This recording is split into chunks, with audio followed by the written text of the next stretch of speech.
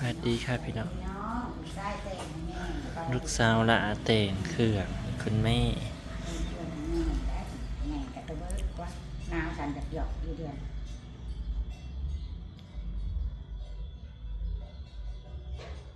เริ่มจะเช่าปัดกวดขิงอ่ะแต่ถ้าเช่าเนี่ยรักที่เนี่ยอาจารย์จริงสิเนี่ยจ้ะงามแม่ๆแบบ ห้ามไม่ได้ทรงชี้ดูเถ่าไม่ได้ผักคือได้ตัดลำๆสบายดีพี่น้องขอบคุณแม่หลายๆเด้อที่ซื้อสินไม้ให้ งามมาได้สิ งามได้พี่น้องให้ร่ำรวยเด้อ น้องสละแห่งกันงาม เด้อแม่ได้ใช้ถุงก่อน ชงจะคล้องไว้ใส่ เอาโอตัวนี้เดี๋ยวเอื่อย หน้าบอลล่งกันอ๋อทีเดงสิลองใส่บาตรยำสาวพี่น้องเอ้ยโอ้ยมันอย่าปีผึกหลายวัน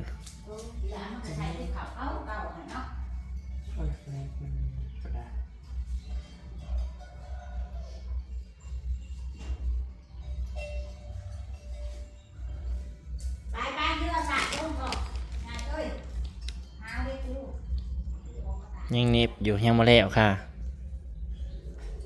มันลองใส่บาตรพี่น้องยำสาว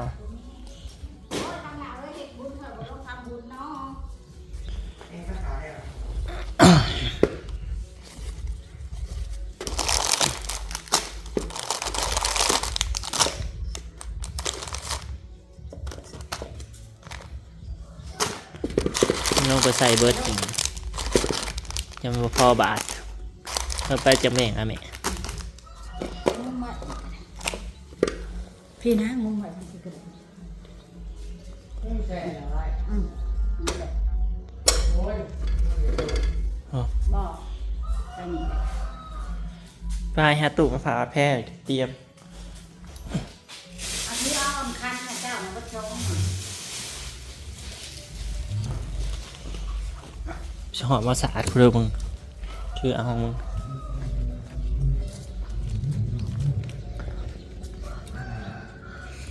ลงใส่บาตรยำสาวพี่น้องบรรยากาศยำสาว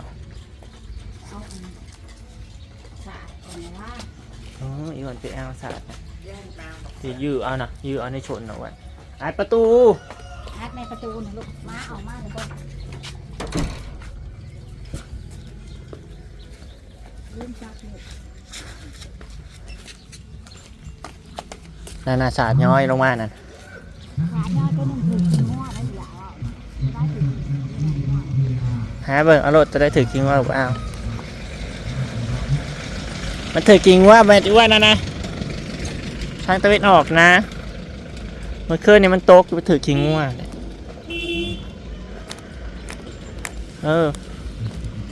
แม่รถแม่เฮ้ย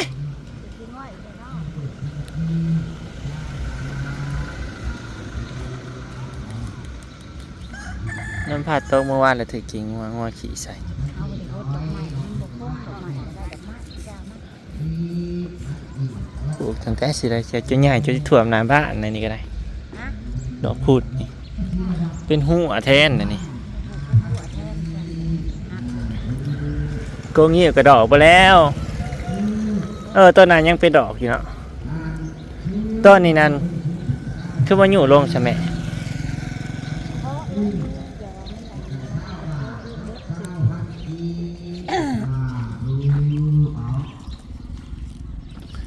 ทำบุญกันแล้วเมื่อคืนกันอีหยังอันนี้คืออะไรป้ายอีหยัง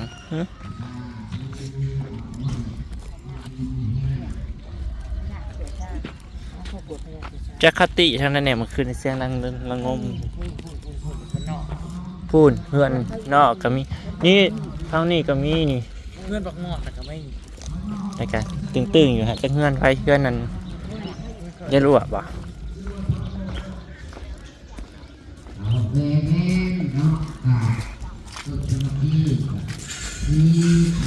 ปีหนึ่งในแม่ใส่บาตรอยู่บ้านจะคล้องเธอหนึ่งพี่น้องเอ้ยบันนี้กับปีหน้าเพื่อนนั่นจะสิมาใส่กันปี ปีหน้าเพิ่นเดี๋ยวสิเดินใส่ครับบ่มีงานกัน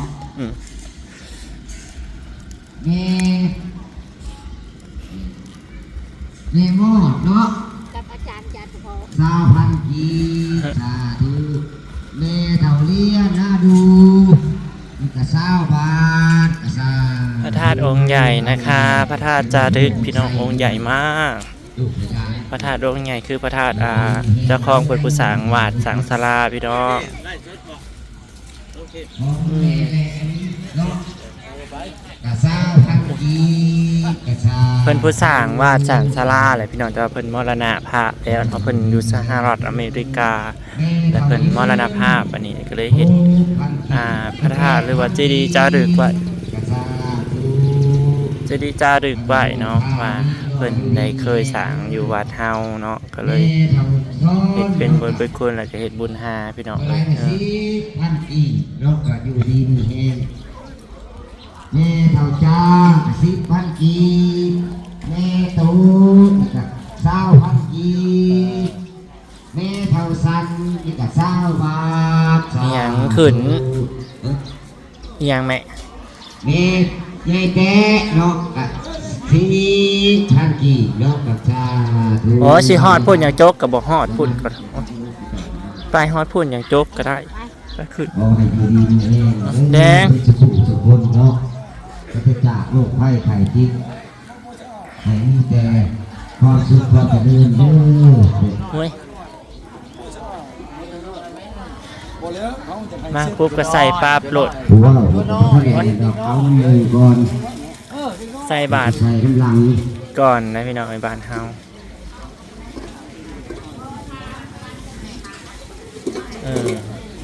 ให้ขนมนี่แบ่งอะไร แม่เนาะแม่ใหญ่แม่5,000กีแล้วก็จี้ป๊อกเพิ่นเนาะก็20,000กีก็สาธุ ใส่บาทน้ำกันได้พี่น้องเด้อบุญบ้านอาจารย์พี่น้องเอ้ยพี่น้องยามเศร้าใส่บาทยามเศร้าคนหลายอะไรเด้อสมศาลาหลังใหญ่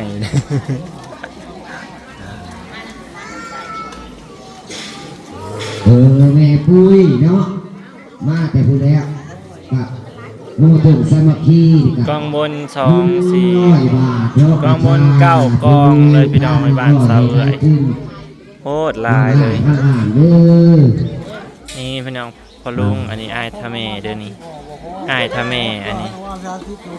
อายผู้นี้แล้วก็ป้าผู้เสียแล้วก็ลุงอีกผู้หนึง แม่เฒ่าพาลุง ทะเมเป็นลูกสาวลอย นี่ก็20,000กีแม่แพ้ว20 บาท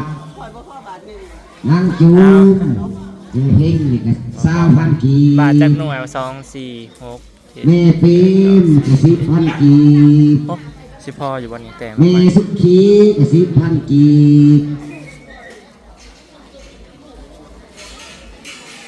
ติดขาวกับมาพายอยู่บ้าน นาง เจอ น้อยเนาะนางน้อยก็50,000กี สลัดไปใส่ปะ ก็สาธุ นี่พี่น้องนี่จะมาเบิ่งสลัด แม่มันเนาะก็20 บาทแม่เท่านึงนี่ก็20 บาทก็สาธุเอา อ๋อพี่น้องบรรณาจารย์นี่เก่งเมื่อคืน เอ นี่ก็ อเมื่อกี้นี่แม่ ถอด ตุ้ กระ ย โปรง เนาะ มาสั่นอยู่เด็กจะดื้อ ผู้ใด ยังมือสาวยังรอมาใส่บาทได้ ขวา สิ ผู้ใด ยอมไปบาทอันนี้ เอาผ่านสีสวรรค์เนาะก็20,000กีบก็สา สลัด ธุ กัตตาเมมาใส่กันพี่น้องให้เบิ่งครับ ให้อยู่ดีมีแห้งเด้อสุขุสุพนเนาะ100 ล้าน1,000 ล้านผู้แหละ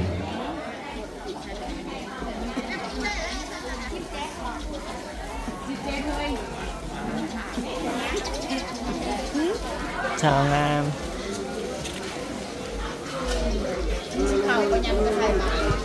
เอามาอีกแล้วเนาะแม่ใหญ่ตันนี่ก็พระโมตุสามัคคีนี่ก็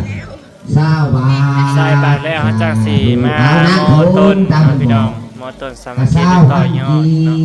สาธุ มากระสีมาต่อยอดอยู่ นะโมทา บ้างเป็นประกาศอะไรมัน เอาของกัน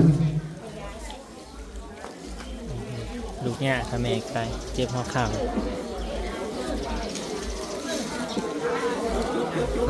โอ้จะมันเหตุจังใดเด้ ของผู้สาวเพิ่นเนาะทั้ง ทุกตา จะมันเฮ็ดจะได้ให้แม่ มันเน็บ มันย่านลงมาเบิด 4,000กับ20 บาทเนาะแม่ใหญ่วางบ้านน่าดูเนาะนี่ก็ นี่อันนี้คือพ่อลุง 9,000กีบ สามีป้าผู้เสียนะพี่ แม่ น้อง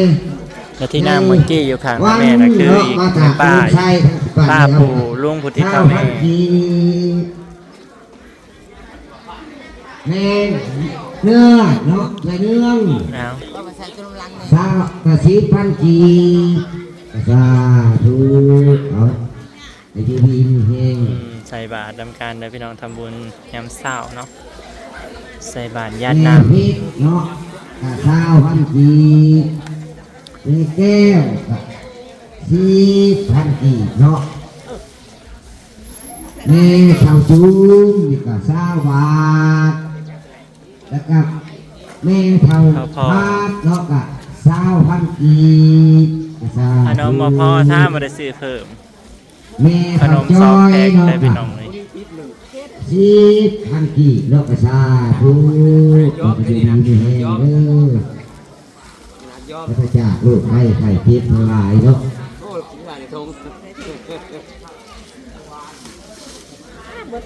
มาอีกแล้วเนาะแม่ เบิดติบหนึ่งพอดี แม่สุกเนาะ9,000กีบ จักบาทจักหน่วยบ่ สาธุ ถ้าแม่นอนสลายอยู่ใส่ว่าก็ยังบ่เห็นอยู่ ให้อยู่ดีมีแรงก็แม่ยังว่างเนาะก็20,000 ใส่ธงนะนี่เนาะ ก็สาธุ โยกใส่ทองอะไรก็ให้ครูบาแต่ละองค์แต่ละบาทแต่ละหน่วย บาทแต่ละหน่วยเนาะ หน่วยเด้อบ้านเขาเอิ้นหน่วยบาท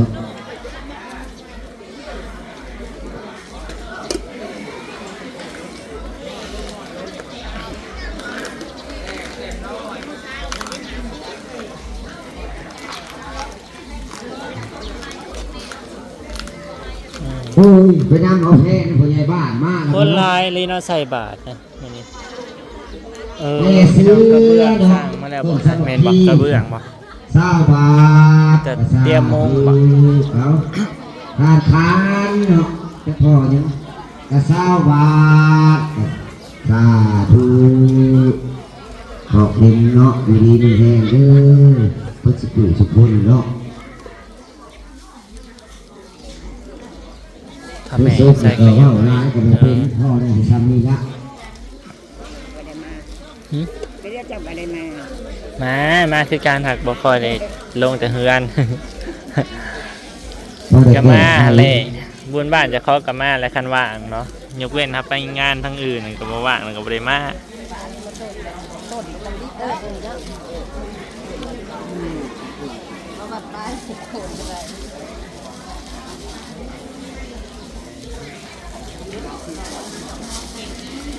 ไม่ใช่พิชมอนมาจากน้องเขียนเนาะ22,000กีบสาธุ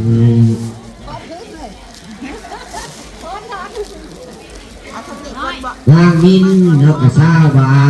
ทเพิ่นสิดาวตูนเพิ่นว่า20 บาท บ่ได้ดอกใส่เลย นางดวงเนาะ20,000กีบ พ่อแม่พี่น้อง ดาวดอง10,000กีบจ้า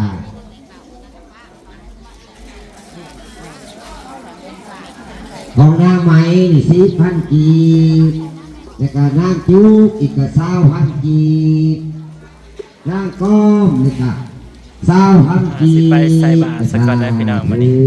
เอาอยู่ ยังลายดินู่นสิเขาเป็นลูกหลาเด้อหนูนี่จะได้มูลขอนนี่ เอาแม่ปี ลูกหลานก็แสดงมูลขอนแน่มูลลายหั่นนะอ่ะคือสิบ่ได้ดอก 100 บาทเนาะตัว พี่น้องใส่บาตรแล้วเรียบร้อยแล้วเฮาก็สิมาต่อยอดเนาะ เอาเพิ่มสมัครที่เนาะพอแล้ว20,000กีบกระซ่าครับดีมีแห้งเพิ่มสมัครที่100,000กีบเนาะกระซ่าเอานี่ใหญ่พานเนาะกับ20 บาทเนาะสาธุของนางเพชรเนาะ สาธุ 100,000 สาวพันกี ค่ะ สาธุเอาขอให้อยู่ดีมีแรงเด้อสุขุสุขคนเนาะพระเจ้าโรคไข้ไข้เจ็บทั้งหลายเนาะ เอาหาสามชื่อสามหาเขาก็ชื่อกันสามหา คนหลายอะไรพี่น้องในบนบ้านเฮา ศิลาเนาะต้นสามัคคีสาวพันกีสาธุ ทางล่างก็ยังใส่บ่แล้ว อันนั้นดีมีแห้งเด้อ ทางหน้าก็ยังเต็มอยู่ เนาะ คนหลาย ป้าเล่นก็สาวบาท และบนบ้านซาเอื่อยกับสิประมาณ นาง นี้เด้อ โอ้ พี่น้องเด้ นี่ก็ อ สาวพันกี ก็สิเก็บบรรยากาศซ้ำนี่เนาะพี่น้องเนาะเตรียม ป้าแหลมนี่ก็สาว เมื่อกี้นี่ก็ไปต่อ กับ ยอ ป้า ด เนื้อเนาะ ต้น คนละ10,000กีบ พอได้ ปลาซู ต้นสร้างศาลาหลังใหม่พี่ ติง น้อง เนาะ ที่ยังบ่ทันสำเร็จ 10,000กีบ จากปีใดสิแล้วศาลานี่ก็ได้ อนุโมทามีเนาะอยู่